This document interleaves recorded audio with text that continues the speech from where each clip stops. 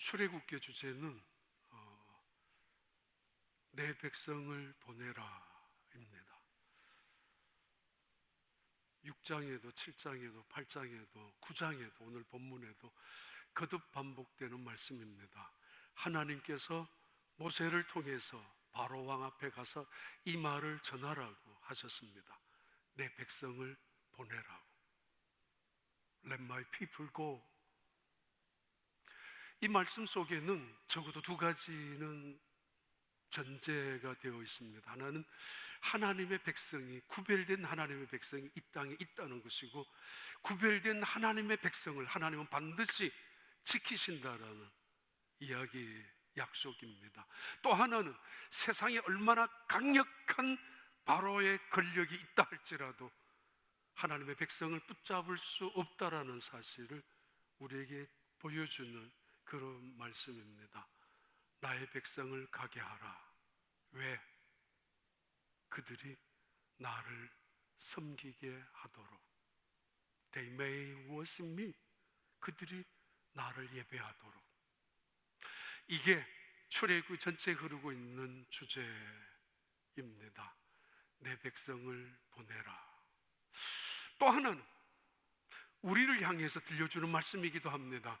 애굽 땅에 아무리 부요함과 풍성함과 그리고 때로는 행복함이 있다 할지라도 거기는 너희들이 있어야 될 자리가 아니다라는 의미의 말씀이기도 합니다. 내 백성을 보내라. 그리고 동시에 너희들은 그 자리에서 떠나라. 나를 예배하기 위하여, 나를 섬기기 위하여. 그 말씀이 출애굽기 전체의 주제이고 앞으로 몇 주간 방송을 하더라도 이 말씀 주제로 말씀을 드리려고 합니다. 어쩌면은 가정에서 방송을 통해서 예배를 드리고 있는 가족들도 있을 것이고, 또는 여러분 어떤 아무 생각 없이 이 자리까지 나와 앉아 계시는 분들도 계실 텐데, 아무튼 예배 드리는 여러분, 남다른 예배이고 뜻깊은 자리 예배이기도 합니다. 하나님의 뜻깊은 축복이 임하는 자리가 되기를 바랍니다. 한 달 전 우리 교회에서 31명이 예루살렘에 이스라엘을 갔습니다.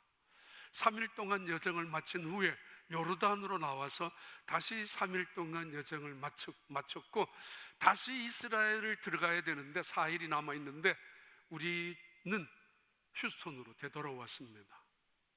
확진자가 있었던 것도 아니고 이스라엘에서 추방당한 것도 전혀 아니었습니다. 휴스턴으로 돌아오는 길에 파리에서, 공항에서 중국 사람들이 있었습니다. 한 가정, 두 가정.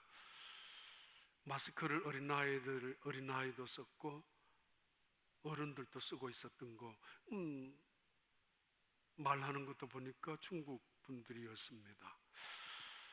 그래서 마음속에 왜 저래 왔느냐고 좀 원망 같은 마음이, 이게 그래서는 안 되는데 마치 그분들은 가해자고 저는 피해자가 억울하게 피해자가 될 수도 있다라는 생각 때문에 가만히 앉아있지 아니하고 아이를 데리고 화장실을 왔다 갔다 하거나 또는 식당을 데리고 가거나 할 때면 더더구나 미운 생각까지 들었습니다. 그냥 앉아있지 왜 저리 돌아다니기까지 하느냐고. 그런 중국 패밀리가 두 가정이 파리에서 만난 적이 있습니다. 참 이상하죠. 인간의 마음이라는 게 아주 이기적이죠. 삭막하죠. 이 겨울 지나고 나면 얼마나 후회하려고, 이 사순절 봄이 다시 지나가면은 어떤 이야기를 하고 지나려고 그런 미운 생각까지 들었는지. 뿐만 아니라 바로 며칠 전에 저희들 집 앞에서 문을 열고 오랫동안 3주가 지났습니다. 저는 오랫동안 문 밖에 못 나갔으니까 문을 열고 밖에 나왔는데 우리 집 건너편에 일하는 남미 사람들이 있었습니다. 일하다가 잠깐 밖에 나와서 잡담하는 한 대여섯 명 있었는데 제가 문을 열고 나가니까 순식간에 일하러 들어가더라고요. 와, 남미 사람들이 저한테, 저는 장로님 중에 한 분이 자기 가게에 있는 일하는 남미 사람들이 중국에서 오는 박스, 한국에서 오는 박스는 대여섯 번 이상 소독하고 손 닦고 그런다는 말을 듣고, 그래서 자기들 주인인 자기가 생각해도 불쾌하다고 그런 말을 들었기 때문에 저분들 나를 보고 도망갔구나 순식간에. 이게 멀쩡한 시대에 멀쩡한 사람 앞에서 우리는 닫힌 마음을 가지고 심지어 불신하고 의심하고 때로는 격리까지 해야 합니다. 나 자신만을 위한 것이 아니라 사실은 다른 사람을 위해서라도 필요합니다. 어제는 병원을 갔습니다. 뭐 다른 일이 있는 게 아니라 병원을 갔는데, 나갈 때 저희 집사람이 와이프께서 집에 들어오지 말라고, 병원에 갔다 오면은 집에 안 들어오면 어떡해, 밥은 맥도날드 폼으로 있냐고. 나가면서도 좀 기분이 언짢았습니다만 그래도 와이프 말은 들어야 되기 때문에 그 대신 남자의 가오가 있지 맥도날드는 햄버거는 안 먹었습니다. 치킨집에 갔습니다. 일부러. 밤늦게 집에 들어갔는데 옷 벗고 들어가라고, 밖에서 옷 벗어놓으라고, 털으라고. 그런데 그렇게 본인은 나는 면역이 약하기 때문에 그런 말입니다. 이런 시대, 이런 상황 속에 살아갑니다. 솔직히 말하면 아주 멀쩡한 시대에 살아갑니다. 1월 23일 미국 핵 물리학자들이 1947년에 만드는 둠스데이 클락이라는 지구 멸망의 시계가 있는데, 그때 1월 21일 날 그들은 지구 멸망의 시계를 11시 58분 20초로 잡았습니다. 지구가 멸망하기 100초 전이라고. 1947년에 그 시계를 만들어 놓고 소련이 핵무기 수소탄을 발명했을 때에 59분까지 갔다가 다시 소련이나 그 공산주의가 냉전 그 체제가 무너지면서 53분으로 뒤돌아갔다가 다시 이란하고 북한이 핵을 개발하면서 58분 20초로 다시 또 앞당겨지기도 했는데 만약에 지금 다시 그 시계를 초침을 가리킨다면은 그분들은 한 30초 전이라고 만들지도 모르겠습니다. 이런 세상입니다. 멀쩡한 세상이에요. 어느 나라에 지진이 일어나가지고 온 세계가 난리가 난 이야기가 아닙니다. 터키나 중국의 스촨성이나 혹은 어느 나라 인도네시아의 쓰나미나 일본의 쓰나미가 벌어져서 온 세계가 팬데믹, 그 비상사태가 이루어진 것도 아닙니다. 혹은 아프리카에서 흉년이 기근이 들어서 수천만 명이 온 세계적으로 먹을 것이 없어서 굶어 죽어가고 있는 것도 아닙니다. 멀쩡한 세상입니다. 멀쩡한 현실입니다. 그런데 세계는 비상사태로 선언하고 들어갑니다. 우리 중에 누군가가 웃고라도 있으면은 저 사람 뭘 좋은 일이 있다라고 그만큼 민감하게 반응하게 되고, 누군가가 큰 소리로 낙관적인 이야기로 떠들면은 비이성적인 사람으로 매도하면서 그래 잘난 놈이라고 그렇게 말하기도 하고, 혹은 누구라도 기침이라도 한번 우리 주변에서 하면은 난리가 날 것입니다. 그리고 기침 한 번 한 사람은 마치 큰 죄인이 된 것처럼 그렇게 이상 속에 살아갑니다. 멀쩡한 세상 속에. 더더구나 이런 상황 속에서 예배를 드려야 되느냐 안 드려야 되느냐, 안 드리는 것은 굴복한 것이고 타협한 것이고, 예배를 안 드린다는 이야기는 오히려 이것은 지혜로운 슬기로운 것이 아니냐라는 이야기가 있습니다. 만약에 누군가가 여기 예배를 안 왔다면 그들은 하나님을 업신여기고 예배를 우습게 여기는 사람이다 함부로 판단할 수 없을 것입니다. 우리가 목숨을 걸고, 사실은 뭐 아무 생각 없이 찾아온 사람들이고 목숨을 걸고 찾아온 건 아니잖아요. 내가 여기 갔다가 체포되거나 내가 여기 예배를 드리다가 죽을 수도 있다라는 각오를 가지고 예배 드리는 건 아니잖아요. 그러나 만약에 우리가 슬기로움으로, 지혜로움으로 교회를, 예배를 문을 닫지 않고 예배를 드렸을 경우에 누군가가 우리 가운데 확진자가 나올 때 이거는 큰일 납니다. 그거 봐라고, 교회 보라고, 그거 보라고. 그리고 또 복잡한 일이 생깁니다. 예배를 참석한 사람들 확인할 것이고 찾아갈 것이고, 그리고 그 사람들 다시 검사할 것이고, 더 복잡한 일이, 안 온 사람들이 떠들 겁니다. 아니, 세상 사람들이 이야기할 겁니다. 그거 보라고. 미련한 짓이라고, 오히려 지혜일 수 있다라고 이야기하기도 하는, 아니 멀쩡한 세상 속에 예배가 위험을 당하는, 위기를 당하는, 교회가 문을 닫아야 하는 멀쩡한 세상 속에 로마 황제의 그 엄청난 서슬퍼런 권력 앞에서도 교인들은 지하 동굴 속에 들어가서 예배를 드렸고, 걸리면 체포당하고, 체포당하면 고문당하고, 고문당하면 죽어야 합니다. 사자의 밥이 되든지 불 속에 들어가야 되든지, 심지어 불덩어리 속에 고문을 받으면서 같이 예배드린 사람들, 아니면 예배드리기 소속되어 있는 사람들 다 불어야 하는 그런 것을 뻔히 알면서도 그들은 정말 목숨을 걸고 예배를 드린 적이 있습니다.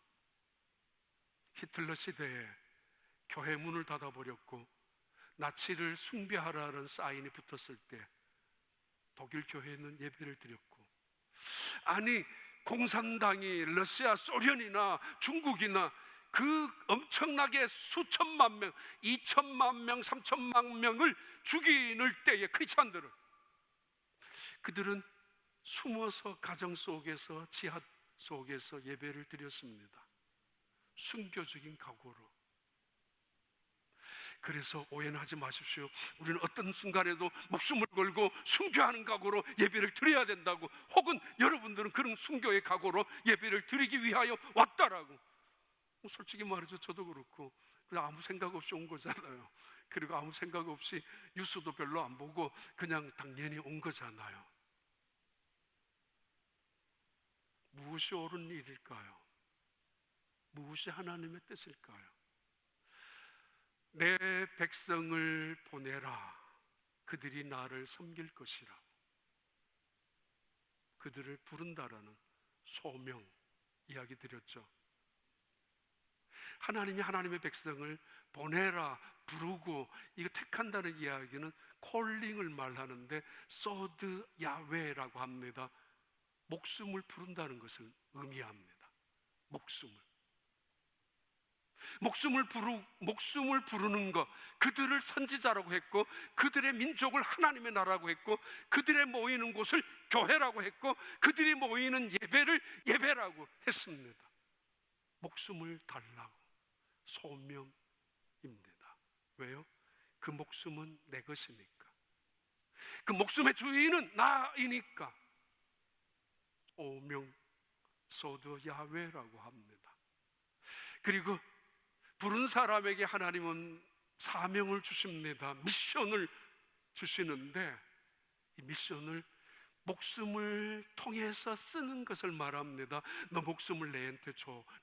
그 목숨의 주인은 나야. 이제 너의 목숨은 내가 사용할 거야. 내가 이렇게 사용할 거야. 이렇게 사용하고 싶어. 그걸 사명이라고 하는데, 그것이 바로 예배입니다. 지금 예배가 위기를 당하고 있습니다. 목숨을 걸고 예배당을 지키고 예배를 지키자는 이야기가 절대 아닙니다. 중요한 것은 하나님이 어떤 분인가를 제대로 안다면 우린 가정에서도 얼마든지 예배를 드릴 수 있고, 초대교회처럼, 성도들처럼 혼자서 예배를 드릴 수도 있고, 하나님 앞에 무릎을 꿇고 말입니다. 내가 누구인지를 똑바로 안다면 그 예배는 정말 뜨거운 감격으로, 간절함으로, 진실함으로 드려질 수도 있기 때문에 하나님이 어떤 분인가를 알아야 합니다. 그리고 내가 어떤 존재인지를 알아야 합니다. 그리고 죽음은 무엇인지, 죽음 이후의 세계는 어떤 곳인지를 알고 있는 대답을 갖고 있는 분들이 드리는 예배. 그래서 초대교회 성도들은 사자 그 밥 앞에서도 불덩어리 뛰어들면서도 죽음이 무엇인가 해답을 갖고 있기에 그들은 예배를 포기하지 않았고 하나님을 포기하지 않았고 그리고 하나님을 섬기는 사람들이었습니다. 대한민국 일제시대에 그 잔인하고 야비한 일본 사람들의 핍박 속에서도 교회를 통해서 예배를 드렸었고, 그 엄청난 죽음 속에 6.25 전쟁 속에서도 교회를 파괴시키고 불질러 그런 상황 속에서도 모여서 하나님을 섬겼습니다. 하나님이 어떤 분인가를 알고 있었고 인간은 얼마나 연약한 존재인가를 알고 있었기 때문에 그들이 드리는 예배가 예배였습니다. 여기서 드리는 예배가 진정한 예배이고 집에서 드리는 예배는 진정하지 않을 수 있다는 의미의 말이 다시 아닙니다. 미국 이 땅, 인디언, 아메리칸 인디언 제외하고 이 사회상 이 땅에 찾아온 사람들은 하나였습니다. 예배를 드리기 위하여 이 땅에 찾아온 사람들로 시작된 나라가 미국입니다. 그들은 예배에 목숨을 걸어 쓰는 사람들입니다. 주일이면 온 땅에 문을 다 닫았고 그런 미국 땅이었습니다. 왜요? 하나님이 어떤 분인가를 알았기 때문에, 인간이 어떤 존재인가를 알았기 때문에. 그래서 그들이 드리는 예배는 거룩하게까지 했었고 그들이 드리는 예배는 진정한 예배로 하나님의 축복을 경험할 수밖에 없었던 영광스러운 예배가 그들의 예배였고 이 땅에 시작한 사람들의 예배였습니다. 세상이 바뀌어지기 시작합니다. 멀쩡한 시대에 세상은 강요합니다. 멀쩡한 시대에 세상 사람들은 심지어 조롱하기까지 합니다.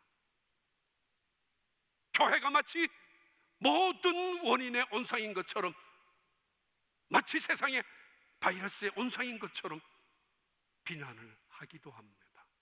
그러기에 우리는 더 훨씬 더 이성적으로, 과학적으로, 의학적으로 우리가 해야 될 일을 최선을 다해서 해야 될 것입니다. 그것이 만약에 잘못해서 하나님께 영광을 막는 일이라도 생긴다면 우리로 통해서, 나로 통해서 서로가 조심해야 되고 주의해야 합니다.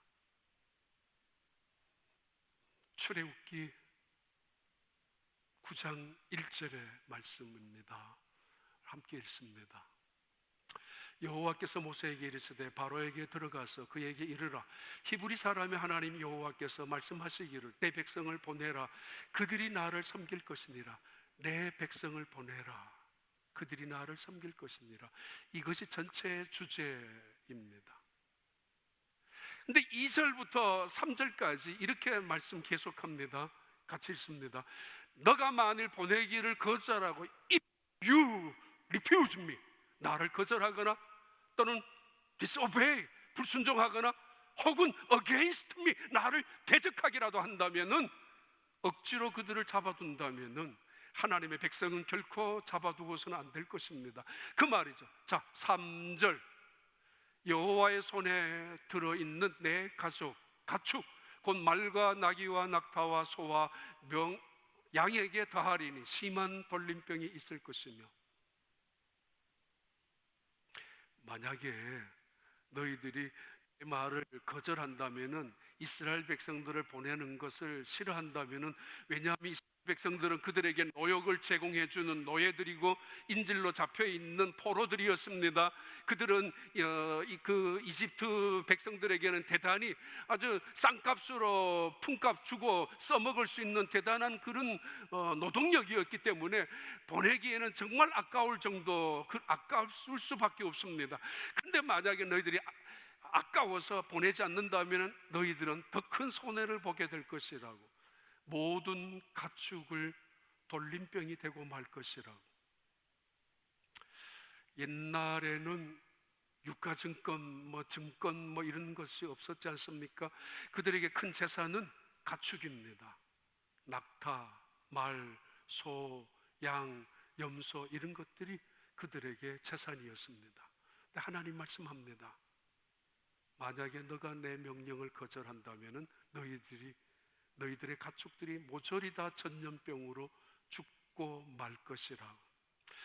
하나님은 이스라엘 백성들을 이끌어냈을 때 하나님의 능력, 하나님의 지혜라면은 시간 빨리 단축하기 위해서라도 한 번에 끌고 나오실 수 있었을 텐데 굳이 10가지 재앙을 통해서 이스라엘 백성들을 이끌어냈단 말이에요. 왜 10가지 재앙을 굳이 했어야 하고 시간을 끌면서 이스라엘 백성들을 홍해 바다를 건너게 하셨을까? 이집트의 사람들에게 이 10가지 재앙을 굳이 보여주셔야 될 이유가 뭐 있었을까 생각할 수 있습니다. 그 이유는 출애굽기 6장 2절부터 7절까지 나옵니다.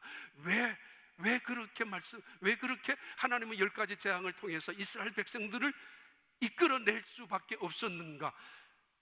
6장 2절 하나님이 모세에게 말씀하여 이르시되 나는 여호와이니라. 처음 등장하는 여호와입니다.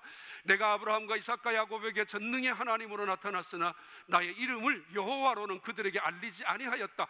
그 전에는 엘샤다이 하나님, Almighty God, God Almighty, 전능하신 하나님으로 나타났지만은 그러나 출애굽 이스라엘 백성들에게는, 그리고 이스라엘 백성만이 아니라 모든 이집트 백성들에게는 여호와로 나타나십니다.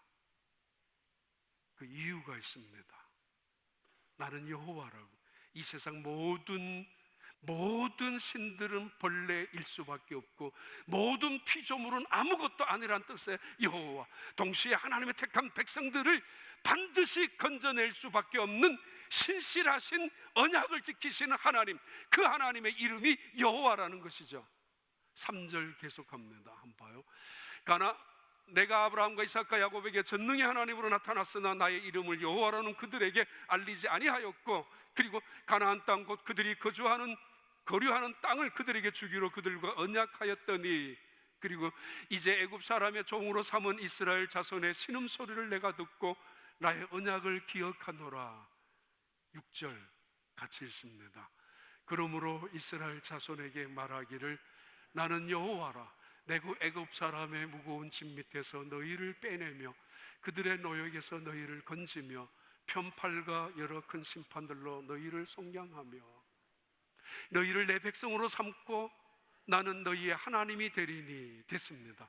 너희가 내가 여호와인 줄 알게 될 것이라고. 왜 이런 재난, 저런 재앙이 이 세상에 있습니까?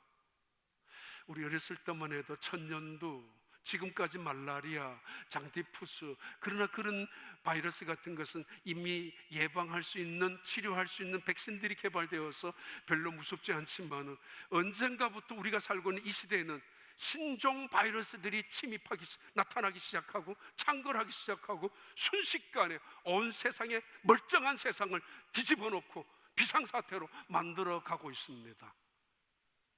2002년 4년도에 사스,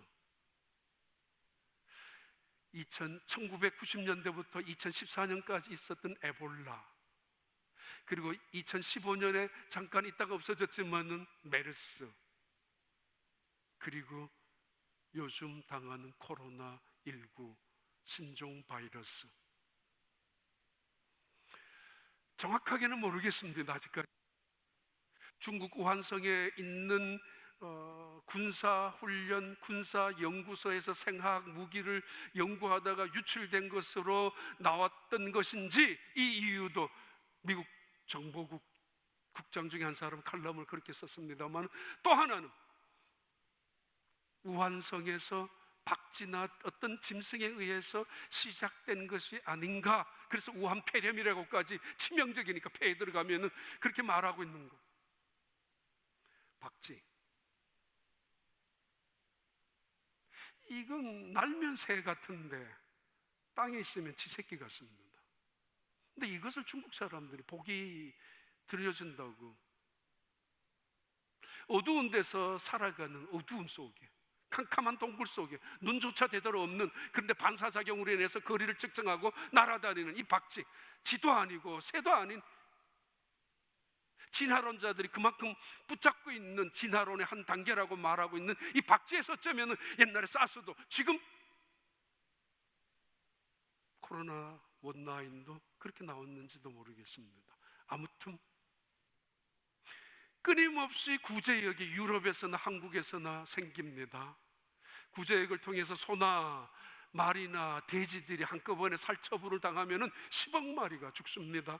한국에서도 콜레라 그 구제역을 당한 이 돼지 묻을 데가 없어서 산속에 산을 파가지고 혹은 산채로 그대로 불도저를 가지고 갖다 밀어버리고 맙니다. 이 도대체 이 돼지 또는 조류독감, 해마다 찾아오는 조류독감, 독감 중에 하나인 오리나 또는 닭 속에서 이것들도 한꺼번에 살처분하면 수천 마리를, 어쩌면 수만 마리를 한꺼번에 죽일 때도 있습니다. 이 가축들의 전염병, 결국 그 전염의 원인이 되는 바이러스들이 인간에게 옮겨오기 시작합니다. 하나님이 보여주셨던 재앙 중에서 5번째 재앙, 출애굽 시대에 보여줬던 5번째 재앙은 오늘도 우리에게 나타날 수 있다는 의미이고, 이것은 마지막 요한계시록에 나타날 종말의 세계 속에서 나타날 그때를 오늘 맛보기로 보여주는 그런 재난, 재앙일 수도 있습니다. 멀쩡한 세상 속에 갑자기 쓰러지고 갑자기 죽기도 한 첫 번째 재앙은 피가, 나일강이 피가 되는 재앙입니다. 하피스, 그들의 국가적인 신의 하피스. 그러나 하나님은 첫 번째 재앙을 피바다로 만들면서 죽음으로 만들어 놓고, 이미 죽은 세상이라고, 죽음의 문화라고, 그래서 하나님은 하나님의 백성들을, 그 땅에 살아서는 안 되는 하나님의 백성들을, 저주와 그리고 그 죽음의 땅에서 하나님의 백성들을 불러내신 것입니다. 피바다로 만들었습니다. 개구리, 한두 번쯤은 개구리 괜찮죠. 그릇마다 개구리, 침대마다 개구리, 화장실에도 개구리, 걷는데도 개구리. 이건 징그러울 정도가 아니라 혐오스럽고 수만 마리, 수천만 마리의 개구리. 그 신의 이름 중에 하나 케페라입니다. 세 번째 이죠. 이건 사트라고 말하기도 하는데 사막의 신이라고. 온몸에 붙어버리고 머릿속마다 발바닥마다 구석구석에 이로 가득 찹니다. 파리. 이 파리도 4번째 재앙이었습니다. 수천만 마리의 파리가 내비게이션 하나 없이 도대체 누가 그렇게 명령했는지 온 애굽 땅을 뒤덮고 말았습니다. 한 마리면 왔다 갔다 하더라도 신경 쓰여서 잠도 못 잘 판인데 수천만 마리의 파리떼가 달려들었습니다. 근데 아직까지는 사람의 생명, 사람의 목숨은 위험을 당하지 않았습니다. 아직까지 그들이 아끼고 있는 재산은 손실이 가지 않고 있습니다. 아직까지는 여전히 먹고 살만했었고 우습게 여기고 있습니다. 하나님이 첫 번째, 두 번째, 세 번째, 네 번째 재난 재앙을 보여줄 때마다 그들은 오히려 하나님을 우습게 여겼을 수도 있습니다. 유치하다라고, 파리 갖고 노느냐고, 아니 장난치느냐고, 뭐 이를 갖고 노느냐고, 뭐 그런 식으로 오히려 하나님을 만유리 여기고 있었던 그때 하나님은 5번째에 가축의 전염병을 돌게 합니다. 암소의 이름을 학토르라고 합니다. 가장 위대한 여신을 말하죠. 미, 아름다움, 사랑, 자비. 그래서 모든 신의 어머니라고 불리는 학토르, 암소의 신입니다. 모든 귀족들과 대중들도 한꺼번에 다 같이 좋아하는 신이 학토르, 암소의 신이었고, 그들은 그것을 어머니의 신처럼 여기고 있었고, 집집마다 온 동네의 해당마다. 이번에도 요르단에 갔었을 때 여자 신전, 아르테메스라고 하는 여자 신전, 가장 아름답게, 가장 웅장하게 최고의 신인 제우스 신전보다 더 높은 자리에다가 여자 신전을 지어 놓습니다. 예배소에 불가사의하게 남아있는 아데미 신전도 그렇고, 그리스 아테네의 아덴 신전도 그렇습니다. 최고의 여자 신전을 가장 아름답게 만들어 놓고 있는데, 가보면 지금 폐허로 남아있고 가장 황무지로 남아있는 게 그 신전들 따위입니다.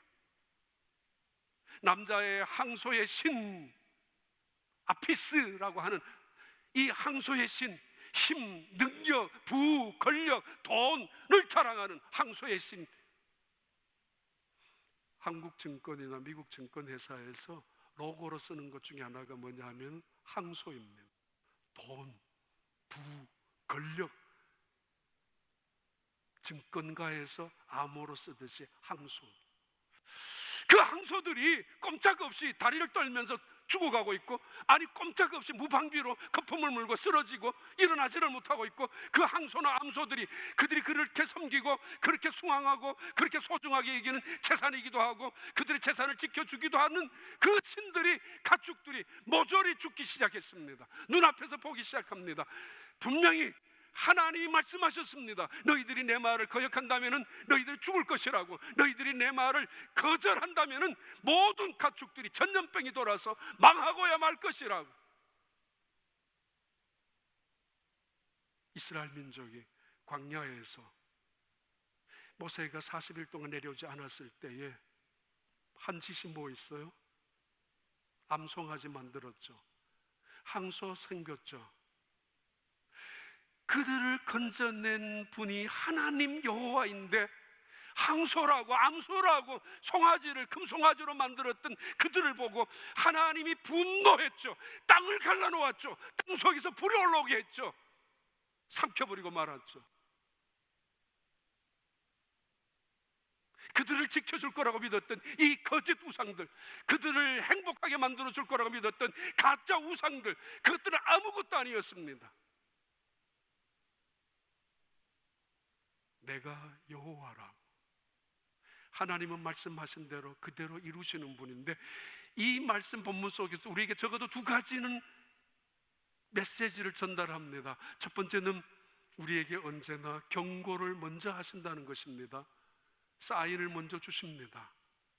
지금 일어나고 있는 이 사인은 하나의 경고, 주의, 워닝 사인일 뿐입니다. 예고편일 뿐입니다. 아직 본 게임, 지금 애프타이저로 그냥 잠깐 맛보기로 맛을 보고 있는 뿐이지, 요한계시록에 언제인가 찾아올 그 엄청난 재난 재앙의 종말을 미리 잠깐 보여주는 순간이고, 과거에 일어났던, 출애굽 시대에 일어났던 그 사건을 오늘 우리에게 재현하면서, 봐라, 너희들의 인생에 이 세상의 주권자가 누구냐? 하나님이 누구냐라고. 너는 누구냐라고. 그럼 예배는 무엇이냐고. 교회는 어떤 곳이냐라고 보여주는 사건이기도 합니다. 소명, 우리의 목숨을 부른다는 거지 않아요?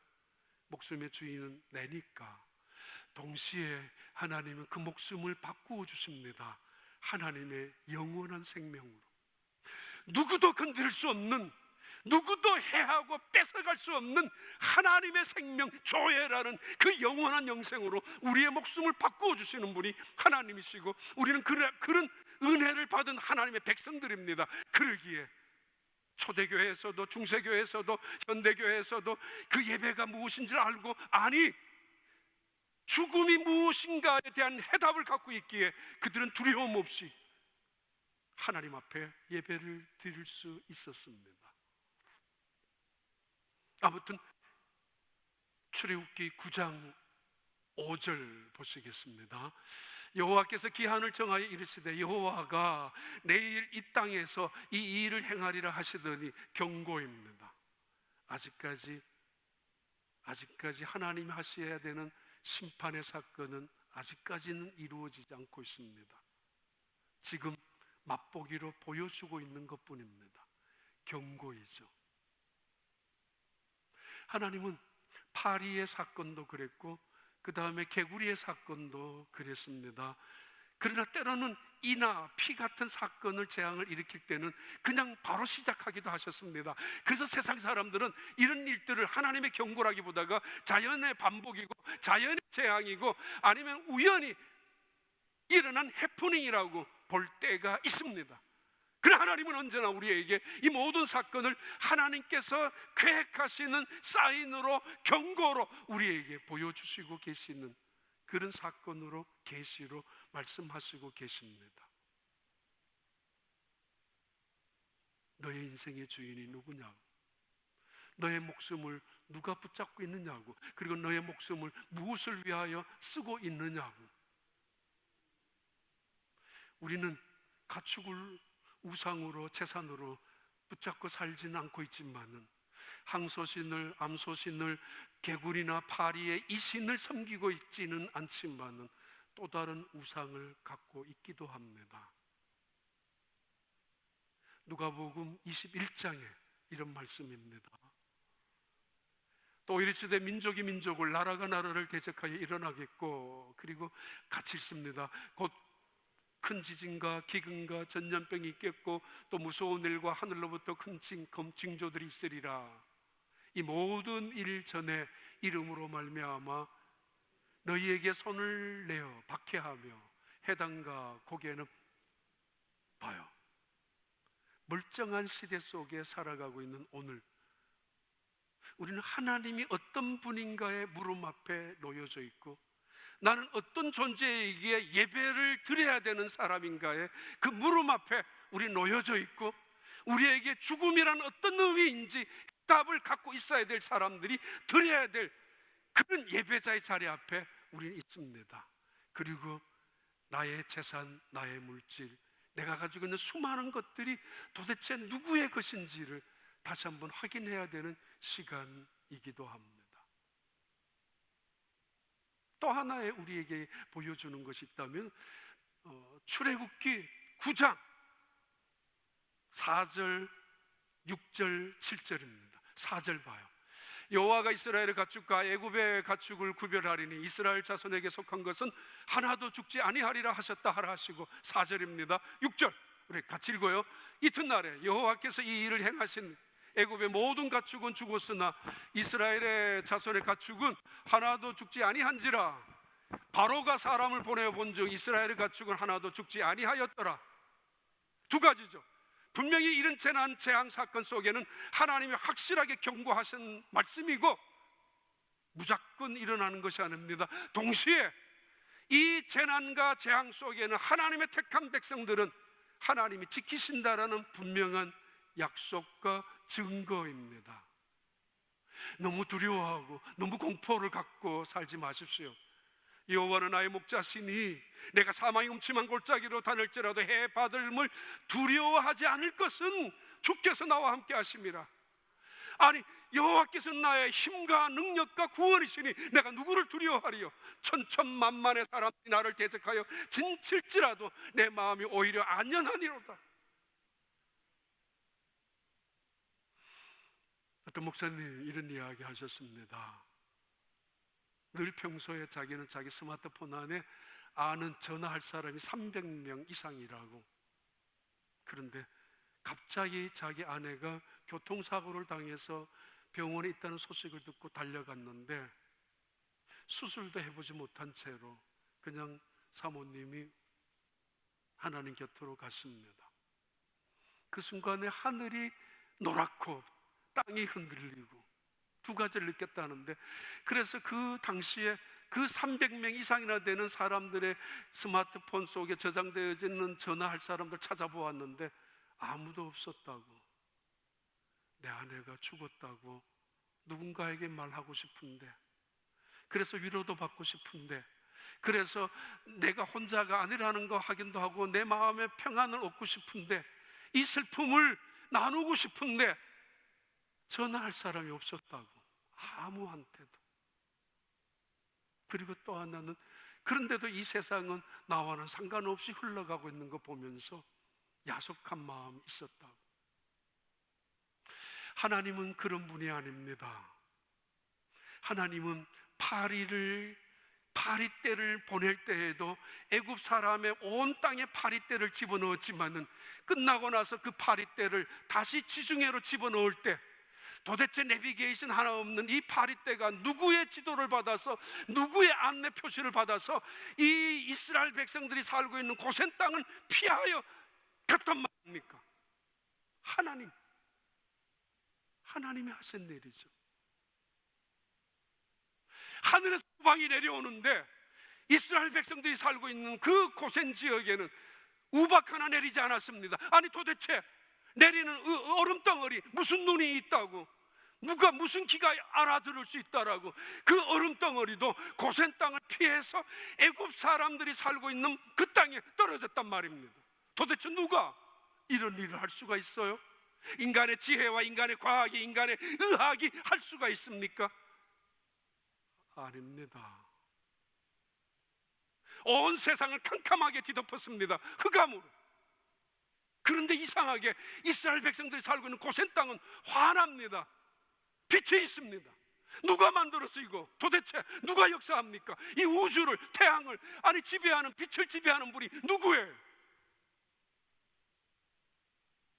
온 세상의 가축들이 모조리 죽어가고 있습니다. 전염병, 돌림병으로 어느 것 하나 살아남지 못하는, 예방, 방역 철저하게 해도 모조리 다 죽어가고 있는 그때에 누가 이름을 적어 놓았습니까? 이것은 이스라엘 백성의 가축이라고, 이건 이스라엘 백성의 양이라고, 이거는 내 것이라고 말한 사람 아무도 없고 이름 표시 하나 붙여놓은 거 없는데, 하나님은 아셨고 하나님은 구별하셨습니다. 가축마저 누구도 손댈 수 없도록 그 모든 이스라엘 애굽 땅의 가축들은, 모조리 신으로 섬겼던 가축들은 허망하게 대항하지 못하고 싸우지 못하고 죽어버렸지만은 이스라엘 민족들의 가축들을 하나님께서 다 지켜주셨습니다. 영국의 빅토리아 여왕의 둘째 딸이었던 앨리스 공주가 있었는데, 그 앨리스 공주의 4살짜리 아들이 디프테리아에 걸렸던 어느 날 주치의가 계속 그랬습니다. 공주님, 절대로 저 아들 앞에 가까이 가면 안 됩니다. 가서는 안 됩니다. 안 됩니다. 그랬어요. 어느 날 문을 열고 멀찌감치 침대에 누워있는 아들을 바라보는데, 그 아들이 엄마에게 이렇게 말했었다고 합니다. 엄마, 왜 엄마는 전에처럼 나에게 가까이 와서 키스도 안 해주고 안아주지도 않느냐고. 주치의는 적극 만류했습니다. 가까이 가면 절대 안 된다고. 그런데 이 앨리스는 그 아들의 말을 듣자마자 달려갑니다. 달려가서 아들을 끌어안고 뽀뽀하고, 난 널 사랑해. 그 모자는 한 달 후에 같이 죽었고, 그 엄마와 아들의 무덤은 궁궐의 무덤 속에 나란히 묻혀 있다고 합니다. 공항에서 미국에 돌아왔을 때, 휴스턴 공항에서 저는 우리 3차례로 나누어서 왔으니까 장로님들이 다 공항에 나와 계셨습니다. 얼마나 마음이 뭉클했는지 모릅니다. 휴스턴에 어떤 일이 일어났는지도 모르고 왔지만, 그래도 장로님들이 혹시라도 우리 가운데 확진자라도 있거나 전염 감염자가 있다면 어떻게 하려고 다 나오셔서 우리를 반겨주셨는데, 그리스도 안에서 하나라는 사실을 그리스도의 사랑으로서 함께 지킨다라는, 믿음이 어떤 것이고 하나님이 어떤 분인가, 죽음이 무엇인가를 해답을 갖고 있는 분들의 모습이 아닐까, 그렇게 생각을 했었고, 어제 새벽 기도에 전 많이 오면 한 20명, 30명, 많이 오시면 그럴 거라고 생각했지만은, 평소보다는 조금 적었지만 굉장히 많이 새벽 기도의 자리에 있어서 고마워해야 되는지 미안해야 되는지 몰랐습니다. 하여튼 감사한 마음은 있었습니다. 오늘도 우리 교회 김종호 집사님, 강민지 집사님 두 분 다 닥터인데, 매일을 아주 구체적으로, 그리고 지금 휴스턴 안에서 일어나는 일들을 상세하게 적어 주었습니다. 좀 참고하라고, 교회에서 어떻게 해야 될 것인지.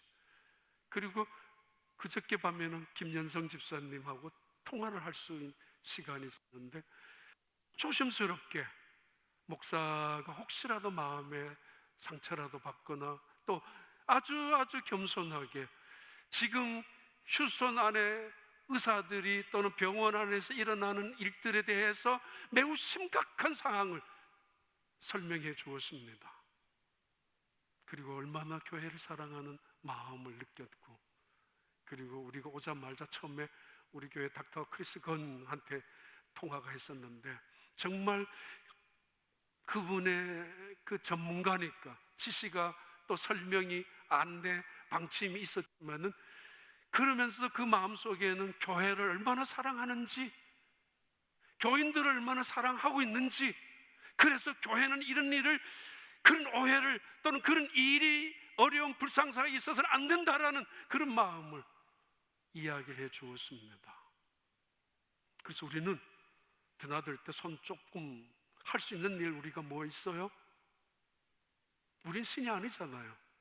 개구리나 이나 팔이나 그 가축, 그건 무슨 힘이 있습니까? 그래도 적어도 우리가 할 수 있는 거는 상식적으로 의학은 의학대로, 과학은 과학대로 받아들인다면 손 열심으로 깨끗이, 전 상록대학에서 2달 전부터 이야기했던 이야기입니다. 정말 열심히 씻자고, 그리고 다른 사람들과 가능한 한 거리도 좀 떨어지게 하고, 그리고 기침할 때는 좀 막고 하고, 아니면은 마스크라도 쓰면서 나를 위해서도 다른 사람을 위해서도 해야 되는 것은 필요합니다. 그러나 믿음마저 흔들려서는 안 될 것입니다. 하나님이 어떤 분인지, 교회가 어떤 곳인지, 예배가 무엇인지에 대한 근본적인 문제 앞에 우리는 바로 해야 됩니다. 어떻게 해요? 봐라, 세상이 교회를 문을 닫으라고 했어. 그래서 명분이 생겼어요. 교회 안 가도 되는. 그래서 죄책감이 덜어졌어요. 예배 안 드려도 되는. 그래서 기도 안 해도 되는. 그거 하면 오히려 비이성적이고 광신자들이야. 오히려 죄책감이 무뎌지고 양심이 없어지고 오히려 마음의 부담이 사라지면서 앞으로도 이런 일이 또 생기면은 당연히 교회부터 줄여야 되고 예배부터 달아야 되는, 그건 절대 기준이 무너지고 말았단 말입니다. 그런 것이 제공이 또다시 된다면 어떻게 할 거예요? 그런데 만약의 경우에 어떤 분들은 이 예배 앞에서 흔들릴 때, 예배는 드려야 돼, 주일날 주일 성수 앞에서 교회는 가야 돼, 하나님이 어떤 분인 줄 알기에 믿고, 이걸 고집이나 독선자나 잘못된 것이 아니라 하나님을 제대로 알기에 제대로 예배를 드리고 싶은 마음으로 예배당에 찾아온다면, 만약에 1주간 2주간 방치된 채로 다시 예배가 시작되었다면 그들의 입장에서는 찬송이 뜨거워질 것이고 기도가 간절할 것이고 예배가 살아날 것이고, 하나님이 다시 한번 무릎을 꿇으면서 하나님이 주권자입니다, 하나님이 온 세상의 여호와 하나님이십니다 고백하게 될 것입니다. 둘 중에 어느 쪽입니까?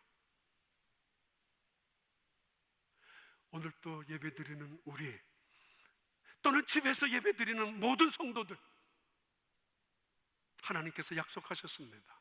그리고 사도 바울도 고백합니다.